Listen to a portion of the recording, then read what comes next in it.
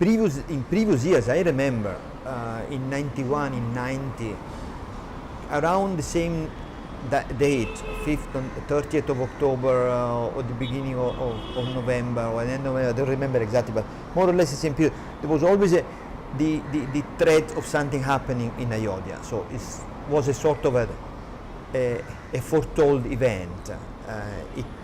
It will happen sooner or later. In the beginning we didn't feel much, but only worrying about the people outside, what was going to happen to them. And as we got the news, the fright was getting more and more in us. I had the impression that not suspect, but kind of, so people don't want to talk about it, because the first question would be, which side are you on? And are you a friend or are you an enemy?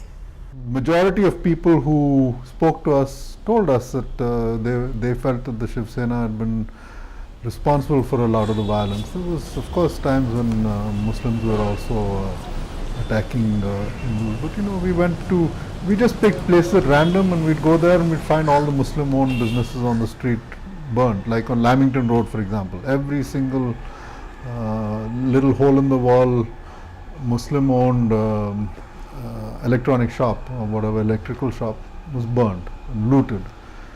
So, and this was not that we went and picked out particular areas which were particularly either Muslim dominated or Hindu dominated. We just went where we felt there was violence, and this is over and over and again we found this.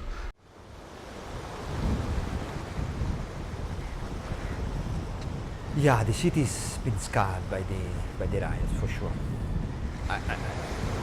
I think clearly you have bombed it before and after the riots. It's not the same anymore.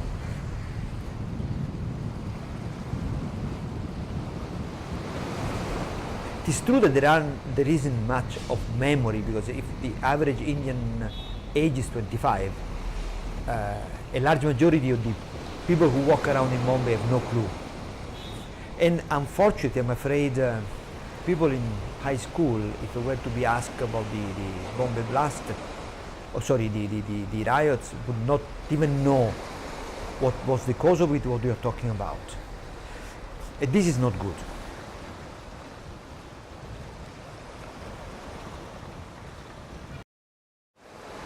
So, one thing that I feel has happened after the riots in all these years, and actually starting fairly soon after the riot, is that there's been this whispering campaign and effort to turn history around. Because what happened was that there were these riots in December and January 92, 93, and in March of 93 there were these bomb blasts.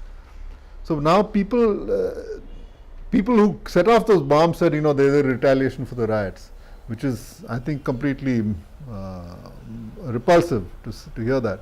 But now there have been people who've turned that around and trying to say that the riots actually happened after the bomb blast, and of course riots are bad, but they were an understandable reaction to the blasts. All the time you hear this, and I once got into an argument with someone on a fairly well-known blogger who said this in one of his writings, and then at some point he said, all right, you take the history that you want, the dates can be what they are. And I said, what kind of nonsense is that? The dates are what they are exactly. It's not that I have some idea of the dates and you have some idea and we have to choose between them.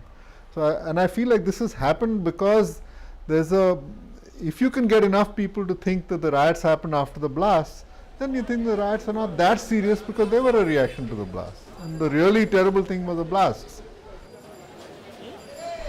In Mohammed Road and Nagpuri Street, what happens is it's a mixture of Hindus and Muslims that work together during the day, and as shops shutters shut, the work and the business relationships are over, and then it's each one for himself.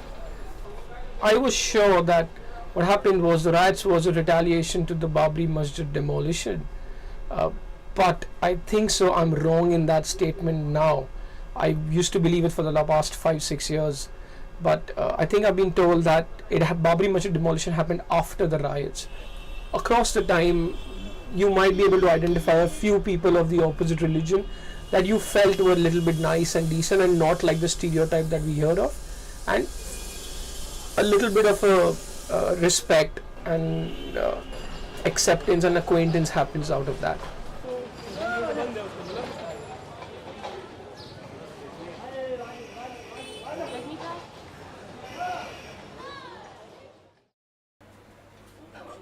Pre-92, this area was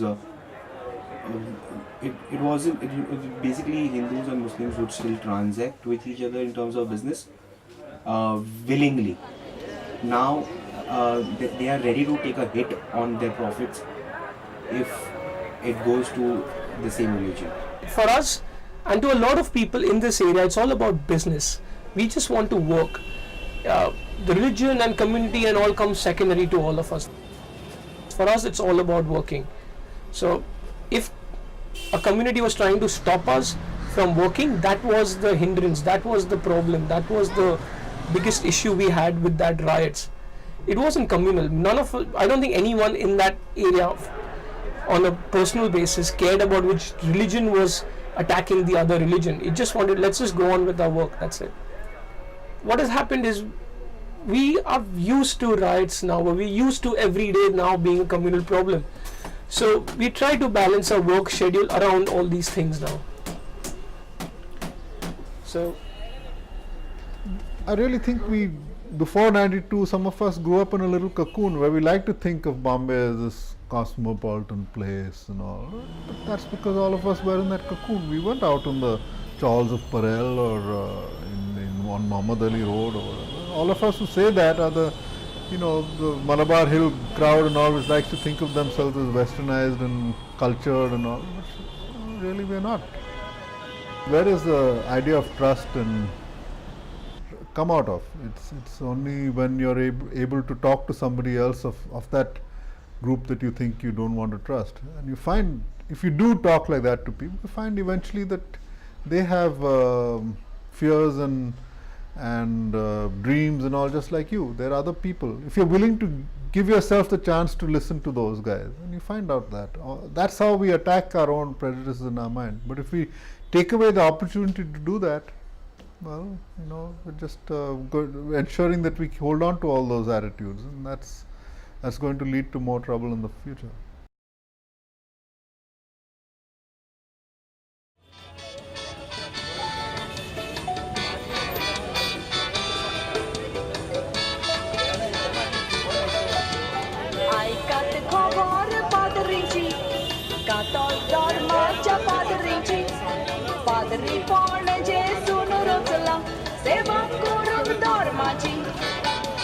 Jesus संसाराची येताना जमात योना फसलाची पवित्र सोका घडून दिली तशेंच